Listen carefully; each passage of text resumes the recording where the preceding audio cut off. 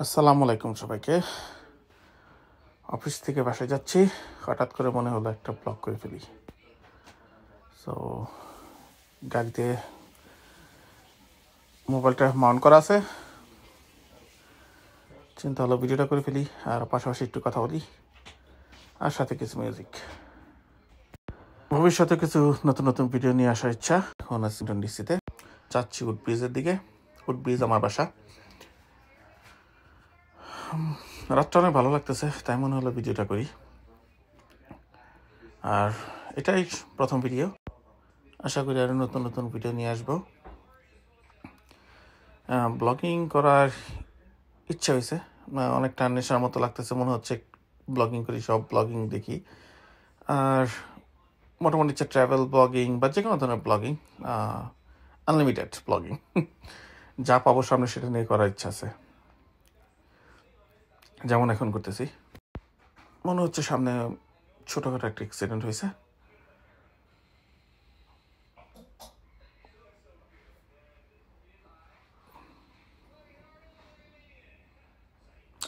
হ্যাঁ, অ্যাক্সিডেন্ট হয়েছে, তাই মনে হচ্ছে। পুলিশের লাইট দেখতেছি। ছোট্ট অভিজ্ঞতার কথা বলি। ইউএসতে আসার পর খুব কমই আমার ট্রেনে চড়া হয়েছে, আর এমট্র্যাকে তো চড়াই হয়েছে মাত্র 2-1 বার। আমি শখ করে যখন এমট্র্যাকে উঠি, এমট্র্যাক ট্রেনে আমি একটা ফ্রি অফার পেয়েছিলাম যে I can convert to my economy seat to business seat.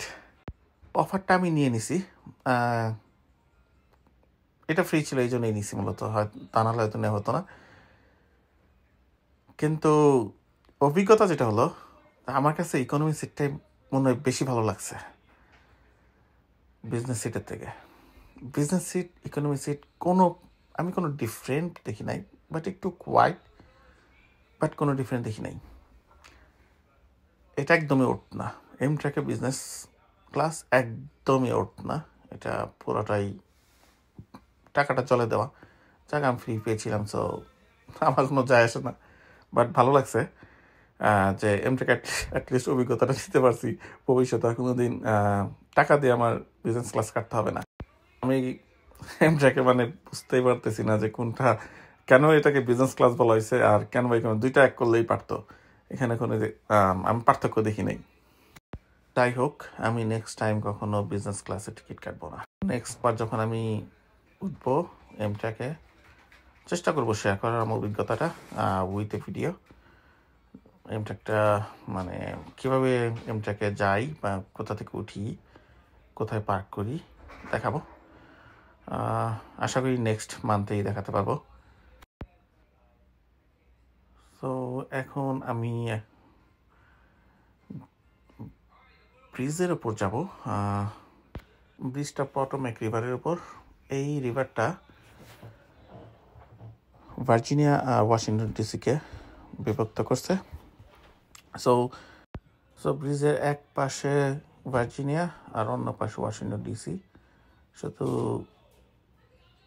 রিভারটা ব্রিজের মাধ্যমে ক্রস করলেই আমরা ওয়াশিংটন ডিসিতে পৌঁছাতে পারি। সো এক পাশে ওয়াশিংটন ডিসির ডাউনটাউন, অন্য পাশে আর্লিংটন কাউন্টি। আমার খুব ভালো লাগতেছে এই রাত্রিটা। আমার ডান পাশে ছোট্ট 3টা লম্বা আকৃতির একটা জিনিস দেখা যাচ্ছে। আমি আরও ক্লোজ হব একটু পরে। ওইটার আগে বলিনি, ওইটা এয়ারফোর্স মেমোরিয়াল। ওইটা পড়ছে আর্লিংটনের পাশে। এটার পাশেই আর্লিংটন সেমেট্রি এবং পেন্টাগন। আমি অলমোস্ট 10 বছর হলো ভার্জিনিয়াতে থাকি। কখনো সেমেট্রিতে যাওয়া হয় নাই বা পেন্টাগনে ঘোরার উদ্দেশ্যে যাওয়া হয় নাই, ওর বেড়ানোর উদ্দেশ্যে যাওয়া হয় নাই, যেটাই বলেন। এই আর্লিংটন সেমেট্রিটা 639 একর জায়গা নিয়ে। এখানে মোটামুটি 400,000 মানুষের কবর আছে। সেমেট্রিটা বিল্ড করা হয়েছিল 1864 সালে। যখন আমেরিকার সিভিল ওয়ার হয় ঠিক ওই সময়টায়। যদি কখনো এখানেও বেড়াতে যাই সেটা ভিডিও বানাবো, ইচ্ছা আছে। আর মোটামুটি আরও ইনফরমেশন দেওয়ার চেষ্টা করব। যদিও আপনারা সব ইনফরমেশন ইন্টারনেটে দেখতে পারবেন, স্টিল আমি ব্লগিংয়ের দেশে যাব, ইনফরমেশন দেওয়ার চেষ্টা করবো। হ্যাঁ, আমার সামনে এখন যেটা দেখতে পাচ্ছেন এইটাই সেই মেমোরিয়াল, এয়ারফোর্স মেমোরিয়াল, যেটা আমি বলতেছিলাম। যাই হোক, আজকের মতো চলুন রাস্তাটা উপভোগ করি আর ব্যাকগ্রাউন্ডে কিছু মিউজিক শুনি। সং না, বাট মিউজিক। আরেকটা কথা বললেই না, I need lots of inspiration. যদিও আমি নতুন এখানে, সো ইন্সপাইরেশনটা অবশ্যই দরকার। আর সাবস্ক্রিপশন। সবাইকে বলি, প্লিজ ইন্সপায়ার মি।